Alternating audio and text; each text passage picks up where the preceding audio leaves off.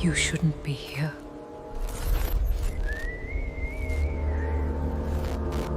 The badge felt like a lead weight against my chest, a cold reminder of a legacy I never asked for.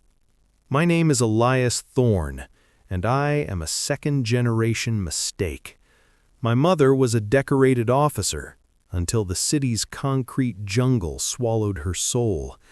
I followed in her footsteps, not out of passion, but out of a haunting sense of symmetry. After a corruption scandal that shattered my career, I was given a choice: a cold cell or a transfer to a place that shouldn't exist. Blackwood Creek, Minnesota. It's a social black hole, a town you only find if you take the wrong exit off the highway and keep driving until the radio turns to static. The station was a crumbling brick tomb, adorned with the town's seal, a deep blue sunflower on a field of dead gold. The air inside smelled of stale coffee and something metallic, like old blood wiped away with cheap bleach. I met Sheriff Silas Vane, a man who looked like a mountain of scarred meat. He didn't offer a handshake, he offered a warning. "Condolences, Thorne. Most people come here to be forgotten. The rest come here because the world gave up on them."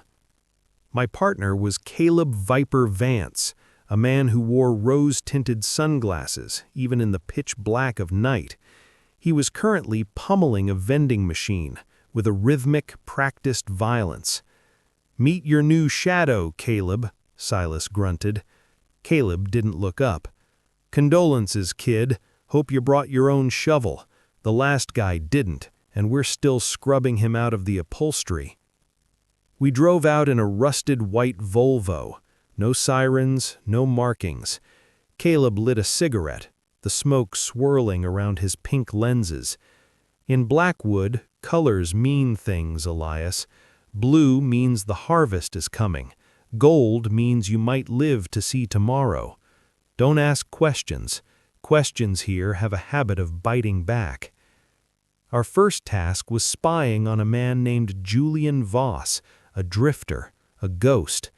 Caleb watched him through binoculars with a predatory intensity. Julian is about to start a year walk, and when an idiot walks in Blackwood Creek, the shadows follow to see what falls off. I didn't understand then, but as the fog swallowed the car, I realized I wasn't a cop anymore. I was a spectator at the end of the world. New Year's Eve in Blackwood Creek was marked by a heavy, suffocating silence. No fireworks, no cheers, just a town holding its breath. I was sitting in the station, staring at a flickering computer screen, when the direct line rang. It was a phone that hadn't made a sound in a decade. "This is Mrs. Gable. The air is turning blue, boys. You better send someone before the reaping starts." Caleb's face went pale. He didn't say a word. He just checked his service weapon 3 times and signaled me to the car. The north apartment building hit us with a scent so pungent it burned my lungs, a cocktail of ammonia and industrial chlorine. As we entered, the walls seemed to sweat a viscid, sapphire-blue sludge. It was dripping from the ceiling like thick, electric honey. "Get to the top floor, Elias," Caleb shouted. "Evacuate them, and for God's sake, do not let that blue ink touch your skin." I burst onto the 4th floor and met a nightmare. A woman in her 60s stood in the hallway, her pupils so dilated her eyes were twin voids of obsidian. She was grinning, a wide, impossible smile that stretched until her skin tore at the corners. As I approached, a tooth fell from her mouth, clattering on the dusty floor. "The little wheat has arrived!" she shrieked. She lunged at me with the strength of a dying engine. I wrestled her down, but more doors opened. Men in party hats, children with blue liquid leaking from their ears, all of them smiling that same vacant, horrific grin. They moved like marionettes with tangled strings. "The harvest," they chanted. "Join the reaper." I retreated into a bathroom, kicking the door shut as a dozen blue-stained hands clawed at the wood. My radio crackled. "The smell, rookie. If you smell like the crop, the reaper won't see the wheat." In the shower, an old man sat under a stream of blue goo, his body partially paralyzed, his eyes locked on mine. "It's all a joke, little wheat," he gurgled, "and the punchline is coming." I had no choice. I ripped down the plastic shower curtain, wrapped it around me like a cocoon, and stepped into the blue stream. It felt warm, pulsing with a faint, rhythmic vibration. When the door finally gave way, the cultists poured in. They stopped inches from me, sniffing the air, their black eyes searching, but they couldn't see me. I was just another stalk in their sapphire field of madness.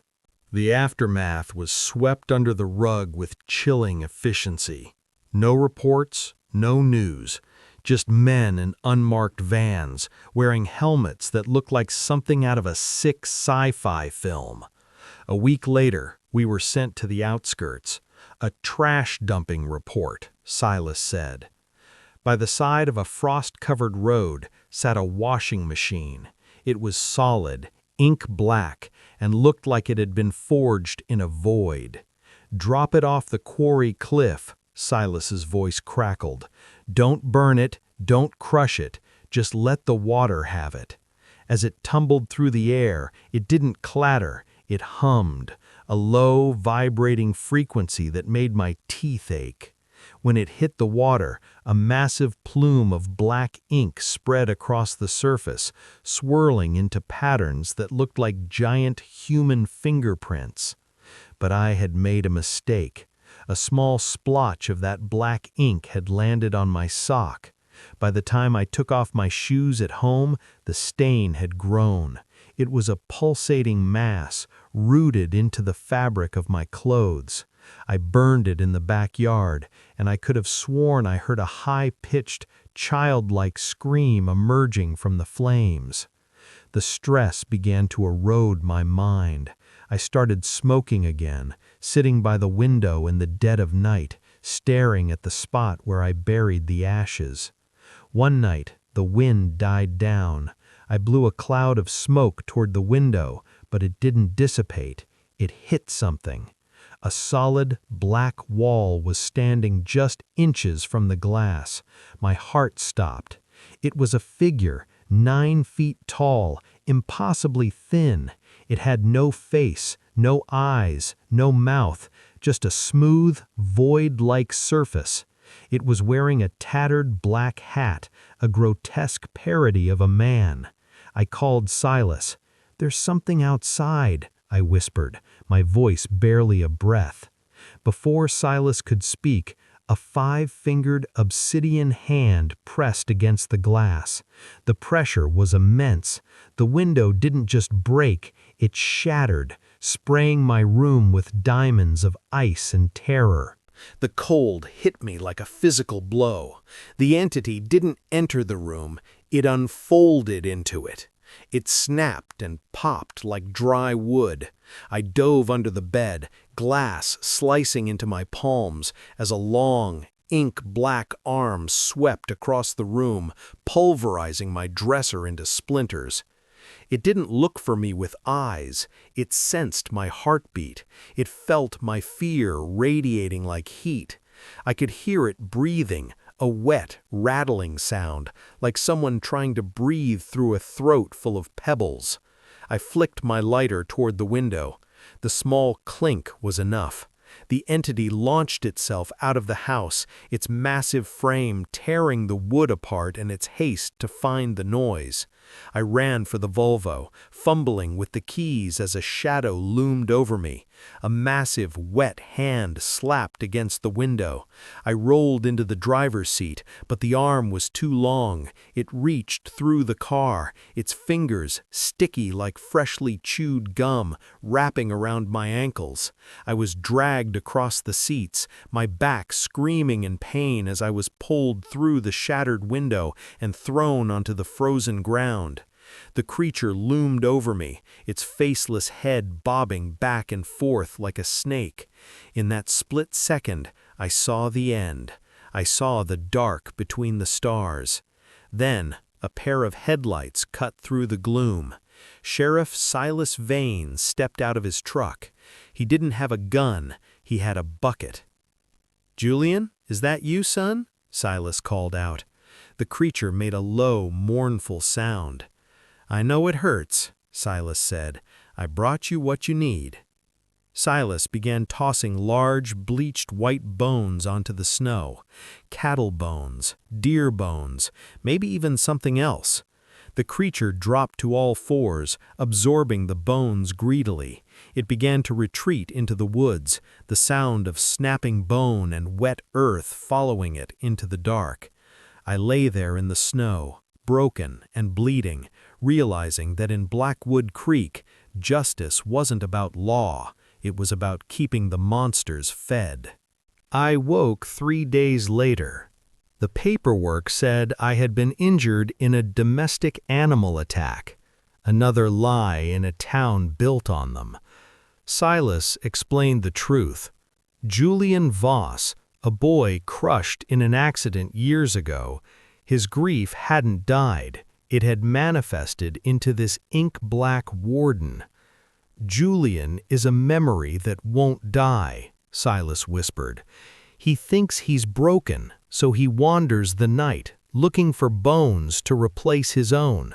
We are not cops, Elias. We are wardens. We feed him, we guide him, and we keep the world from finding out that he exists." I realized then that my mother hadn't been a cop. She had been a guardian of the void. I am no longer a police officer in the traditional sense. I am a street sweeper for the supernatural. I spend my days checking horses for parasites, and my nights shooting frogs in the lake to prevent the great headache. Sometimes I sit on my porch and look at the edge of the woods. I see a 9-foot silhouette standing in the shadows, watching me. I don't run anymore. I just nod.